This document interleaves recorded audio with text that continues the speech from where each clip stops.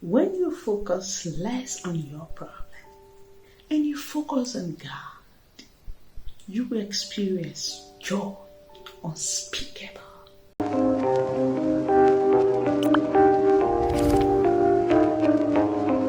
Having joy unspeakable does not mean you have lesser problem.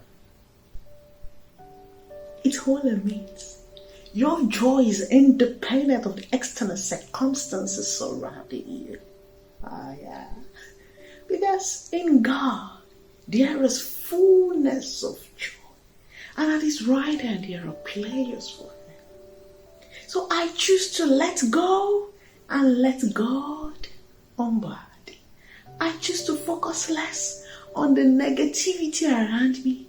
And I choose love, which is Jesus. And when you are in love with God, when you choose to focus on God, when you choose to focus on He that is capable of handling all your circumstances, oh God, you will ride on the wings of heaven, because your joy will be truly deep and independent of what the world presents you, because it is something nothing on earth can offer you except the life in Jesus Christ. My headaches, my sleepless nights, your sleepless night will not solve the problem. So why not sleep and allow someone else take it up? He was sleeping when the disciples were panicking. So I want to exchange the position. And of course, Jesus will never panic. So I choose to sleep and rest in Him who has the power to change every circumstances. And I want you to do the same. I know it's tough, I know. But what is making it tough? Just your emotions. Your emotions are the one communicating those negativity to you. When you tell yourself, I need to move on, I need to focus less on this, I need to believe God that He's going to come through for me, because He has never failed me in the past. So why will He start now?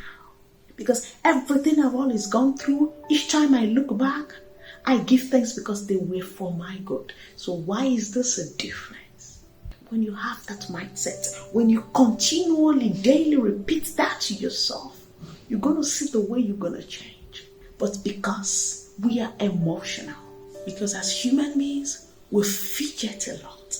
We are easily stressed. We are easily trampled down. We easily feel discouraged. Of course, we know all these things. We read them in the scripture.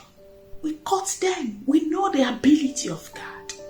But we just often do not have the strength to apply them when we are going through life difficulties. We easily feel overwhelmed. We easily feel broken.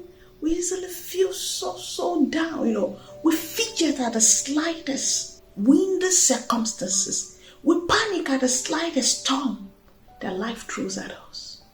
We are not ignorant of the abilities of God, but we just find it so hard to walk in this reality. And that is why I'm challenging us today. We need to wake up. We need to let go of these emotions and live in the reality of the Word of God. You know that your sleepless night, your tears will change nothing. Why not pray about it? I understand that there are times you find it difficult to pray. But you focusing on these problems will even make you toxic to people around you. Will make you moody. You can slip into depression. You can even have health issues. You become so discouraged that you will do nothing all day than sit down or ruminate and meditate on your problems. But what has changed? While you have a Father that is capable of doing all these things, even if He fails you, let it be His problem, not yours. Why not be like Shadrach, Meshach, and Abednego? Well, if God save us, good. But if not, we've decided we are not bowing down. Challenge God with your faith. God shouldn't be the one begging us to have faith in Him. We should be the one to challenge Him with our faith. That, well, at this stage, there's nothing I can do. I surrender to you as my Father. Make what you like out of this. If you want to help me, good. If you think it's good for me to go through all this and bring reproach to your name, let it be, yes. I don't know if I've shared it in one of my videos, but I remember there was a time I went through a tough time, and I told God, I said, look, if it pleases you for me to be homeless, have your way. A lot of things went wrong, health-wisely and quite a lot of things. And I was like, God, I cannot go through all this. I'm fell away. But if at the end of the day I break down, not be able to pay the bills, hospitalized, series of events, the worst case scenario, and I'm thrown out of this house. If it's going to bring glory to your name, let it be. And have you ever, because the truth is, Lord, when things are okay, we are asked to give you the glory. So when things are not okay too, you should be ready to take the shame with me, because I no longer live, but Christ liveth in me. So if people should reproach me, they are likewise reproaching you in me. I'm not living. You're living in me. And you think God will hear that and allow you face reproach? Is impossible. If you have a life in Christ Jesus, while fidgets upon every situation, let him handle them.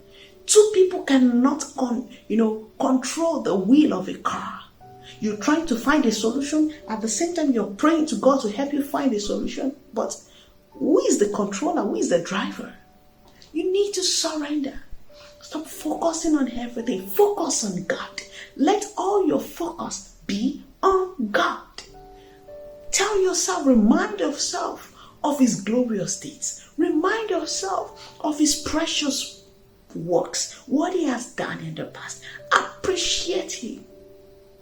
And you will see joy springing up from you.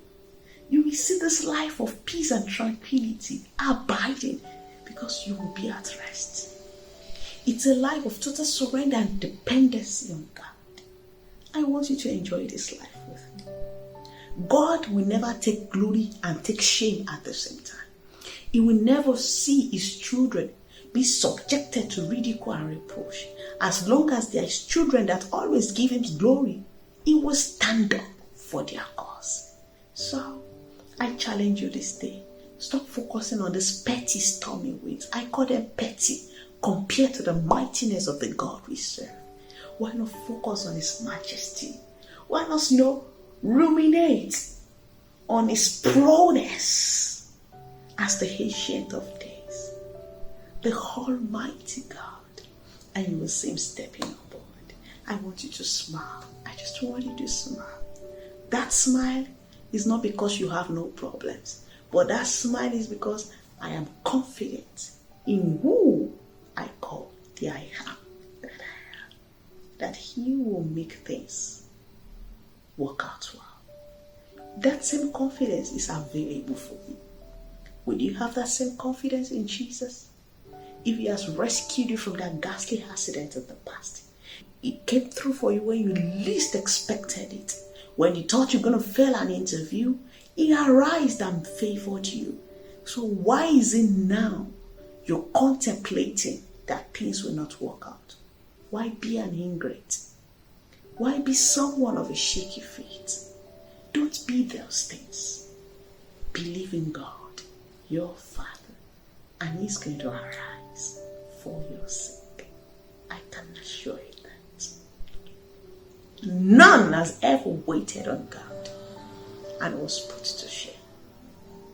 None has ever waited on God and was put to shame.